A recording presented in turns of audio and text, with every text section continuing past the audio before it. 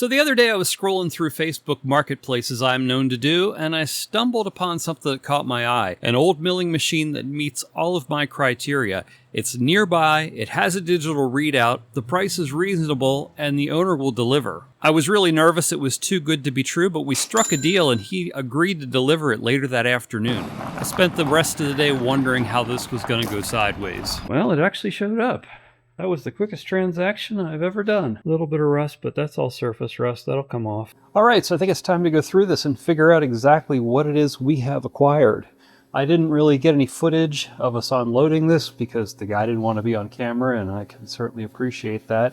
Came with operating manual, what looks to be the original inspection sheet, and we've got the manual for the digital readout. I don't have a way of hooking up three-phase to it, but I can get the DRO plugged in, so we'll plug this in. Looks like nothing is happening. So we've got an absolute light lit up, and changing this doesn't do anything, and inch and millimeter does it. So it looks like we've got power, but the logic isn't running for whatever reason. The lights are on, but no one's home. So that'll be a little project, figure out what's going on with that. Now, fortunately, I'm familiar with this machine because this is the exact same machine we have inside the building. So you got your forward and reverse. This is a brake. You got your high-low range in the gearbox, and then variable speed. Automatic spindle feed here. It has a motorized X-axis, which our machine inside does not have. There's a riser block in here to give you extra height. Of course, the ram can go in and out. The head can tilt. I am not going to do a full restore on this. My plan is just to get it cleaned up enough to use it. I've got enough restoration projects going on, but I think this is going to be very nice to have. You know, there's going to come a day where I don't work here anymore and don't have access to the tools of this shop, so it'll be nice to have. He said, hey, I got all this other stuff that goes with it. If you want it, I'll drop it off. If not, I can take it back with me. I said, yeah, sure, I'll take it. I had no idea what he had in here, but we've got an indexing head, complete with the tailstock for it, a vise, a tapping head over here, 2 collet holders, and then this set of collets, which I'm assuming go in these. Yeah, so that's a nice set. Gonna have to dunk all this stuff in the rust remover. Yeah, so all of this stuff was, I believe, stored in an unheated building. So that's why it all is covered in surface rust. I am hopeful that it'll clean up. Next thing I really want to do is see if this tabletop cleans up at all.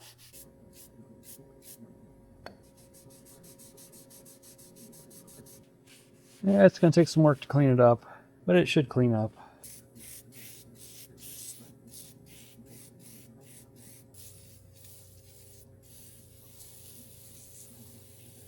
All right, we've brought almost all of the parts home. I did bring home the dividing head, and I didn't bring home the vise. Try to clean this up a little bit and figure out what's going to go into the rust remover.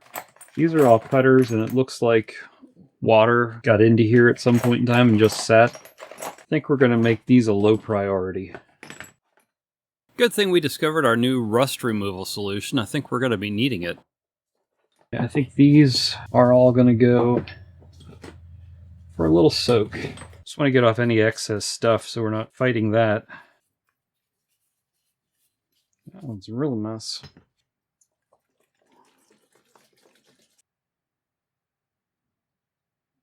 We'll come back tomorrow and see what that looks like. So I did a little research on this dividing head last night. So this is a 10-inch, and I want to figure out what index disc we have here, because we only have one disc. In order to get somewhere, I need to figure out what size that is. This thing here is a special feature you could get on this that allows you to adjust the disc. And then this is for direct indexing down here. Of course, the whole thing can tilt at any angle. This is a Carroll Universal dividing head. All right, let's see if I can get that nut off there. There it is.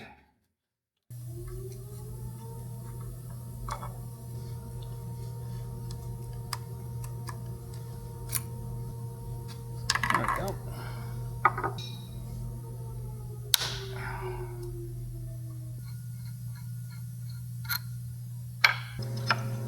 There we go.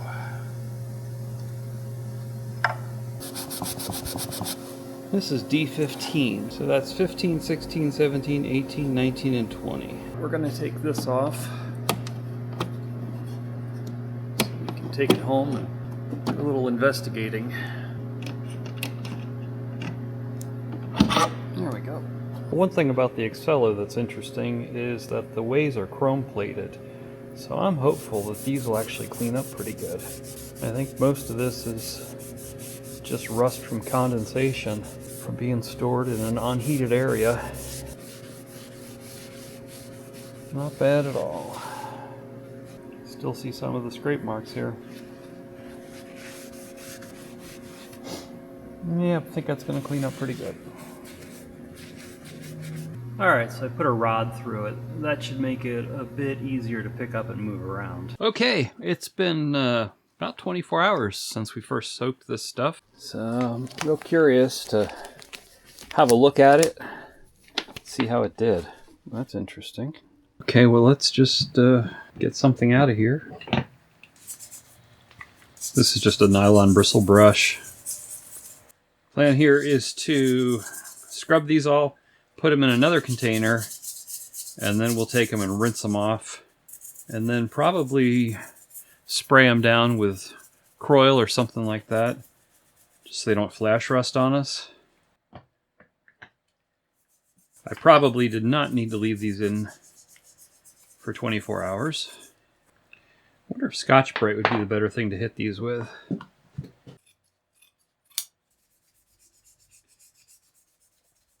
Alright, well I'm going to go ahead and get through all these and then bring you back for the results. So let me show you what an evening's worth of work has accomplished. Rinsed these all off, just took some Scotch-Brite, spun them up in the lathe and gave them a little bit of a polish, and this is how they turned out. R8 tool holders from 3/8 up to I think an inch. Shell end mill holders.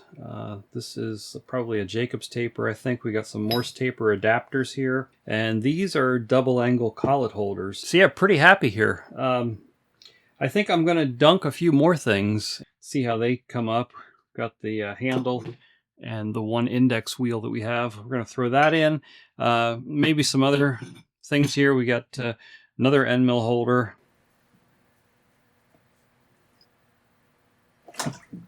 Yeah, that's exactly what I didn't want to happen. As he is. Alright, it's the next day, and it's time to get those pieces out of the bath. Probably would have worked better if this wasn't sitting directly on the bottom.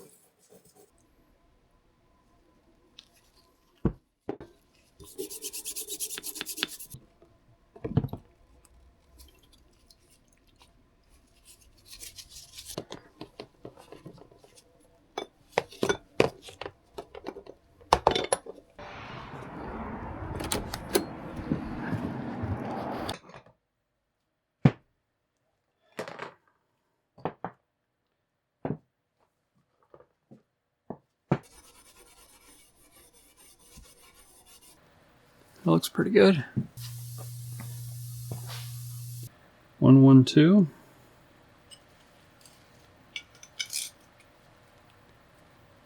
And 497. That will help me searching for other ones. I think we're going to have to soak this with Kroil because it is not wanting to move.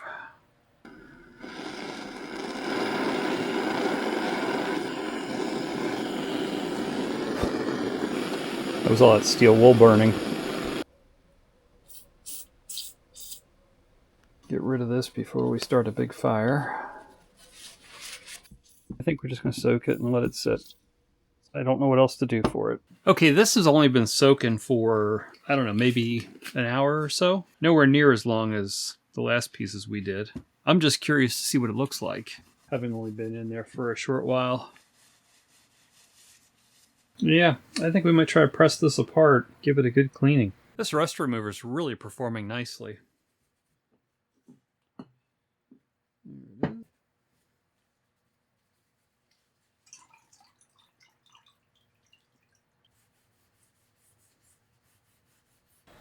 Somebody cut right into the tip there. That seems to be locked up tight. I need something more substantial to hold it with.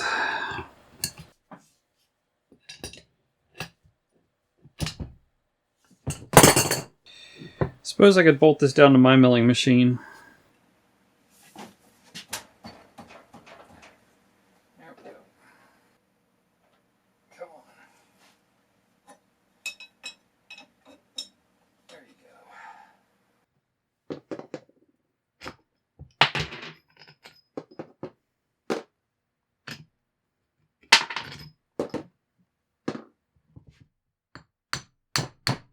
Oh, yeah, it does. Okay. That's exactly what I thought that was. Alright, we need to get this on frozen from here. Oh, there it goes. Yeah, this is stuck in this. I guess this is another case where we're going to have to let the coil soak in. Okay, this one will come apart.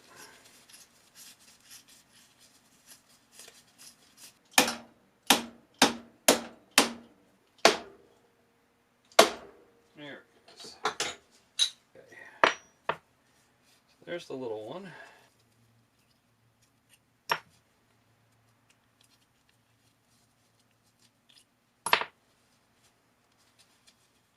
Okay. Now we can give it a really thorough cleaning. Why do I even have this? Put this over on the mill, I think this will work.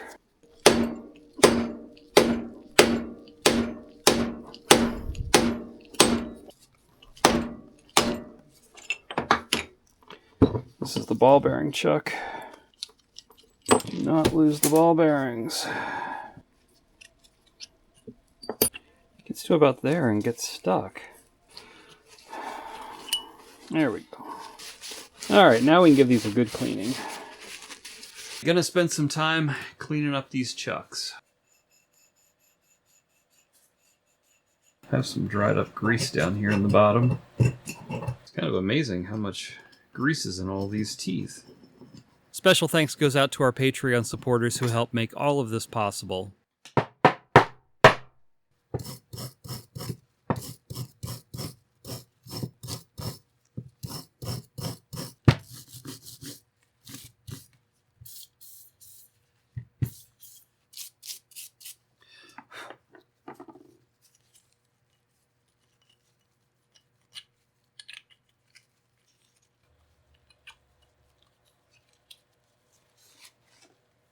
Okay. We'll try it again.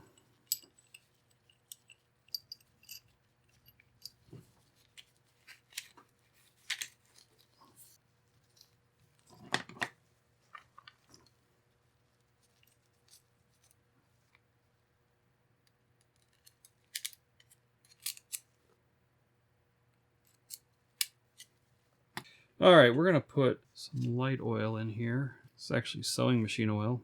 It seems to be working pretty good.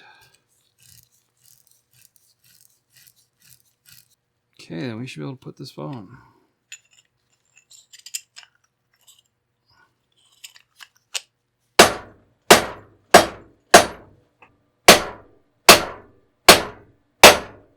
All right, I just needed a bigger hammer. So I've gone ahead and I have put that tailstock piece back into our rust remover. This shouldn't be fighting me so much. I don't know why it's so tight. Well, I do know why it's so tight, because it's rusted.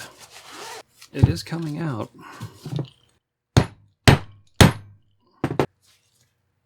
And once we get this completely unscrewed, then we'll be able to hit that back and forth to loosen it up. So now we still need to get this unstuck from here. Should not be this tight.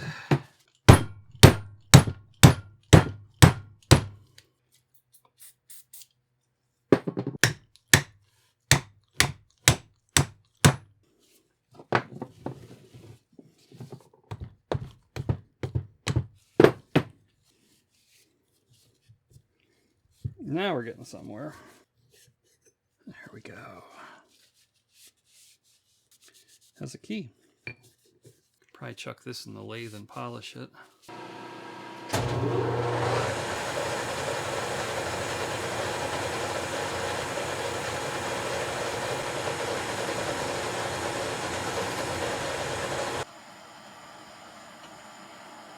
All right, I see it bubbling around the threads.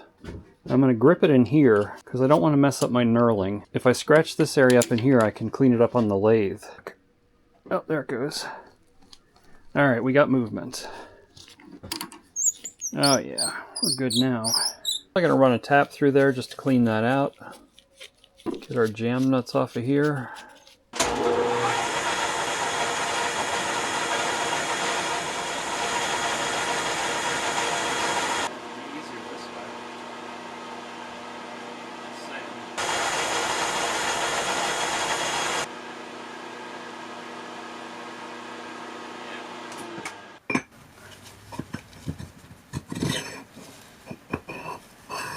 Go there.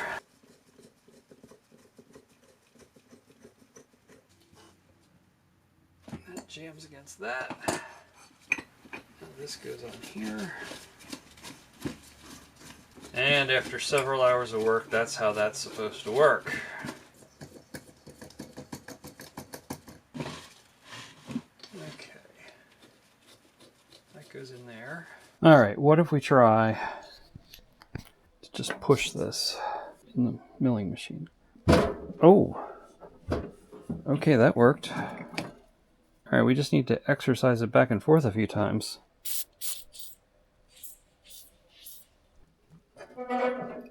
Oh, there it goes.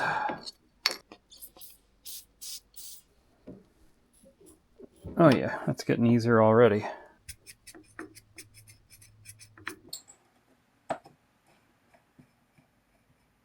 It would really be nice if I could get that pin out of there, so I could take it all apart and clean it. All right, I think for the time being, we're done removing rust. I need to clear up some space here on my bench. Just has to overcome the head pressure there.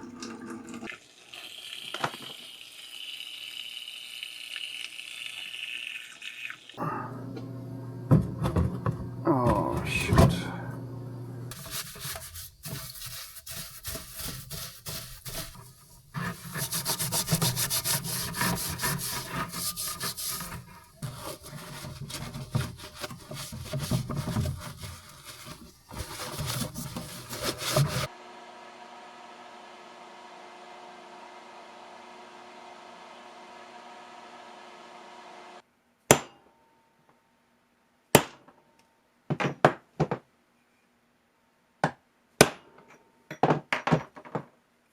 So close.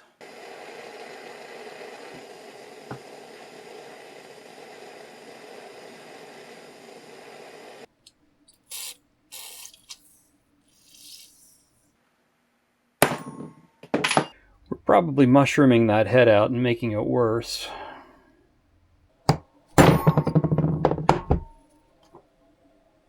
It's further than it was before. Of course, now that the pin is released, we still need to get that out of there. There it goes. Finally! Now we can clean these parts up. Nice.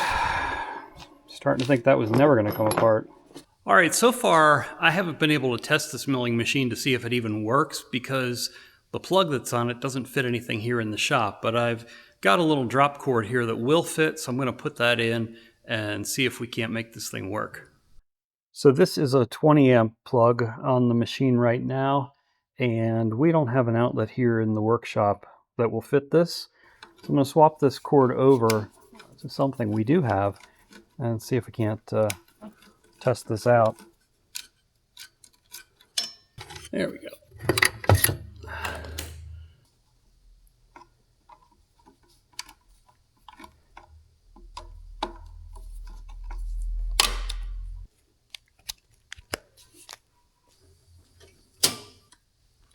That should be on. Oh, I bet it does use 120 volt control voltage. Okay.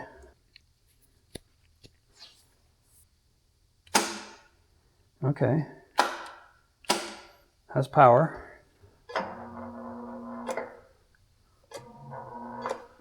We're at low range.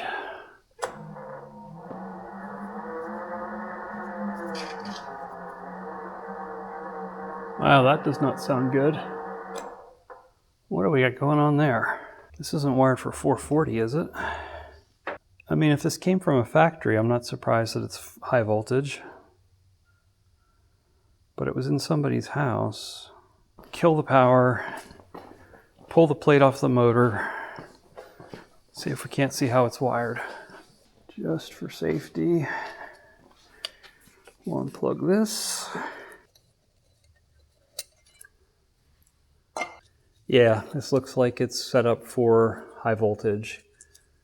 We got 3 incoming legs tied to 3 legs of the motor, and then we've got pairs of coils tied together. That is not going to work. So I can rewire this for low voltage, which is what I'll need at my house, be able to test it here, but in doing so, that starter down there might not have enough power. All right, I think we're going to label these.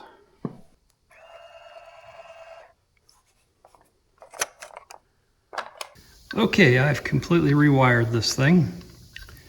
Get her plugged back in and see if it works. My only concern is that we're going to be drawing twice as much current as we were before, and it may not, that starter may not like it. Let's see what happens.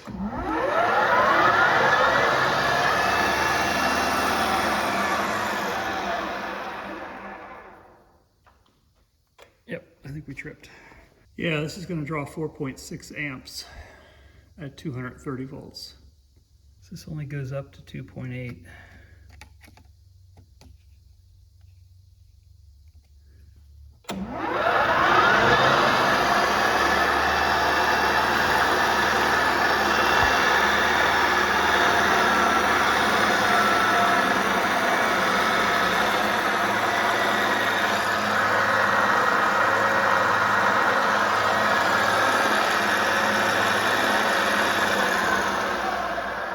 Yep, just tripped again. We're going to have to locate a different overload block for that starter, but I like the way the motor sounds. And if you don't want to miss it running under its own power, click that link to the left and come along for the ride.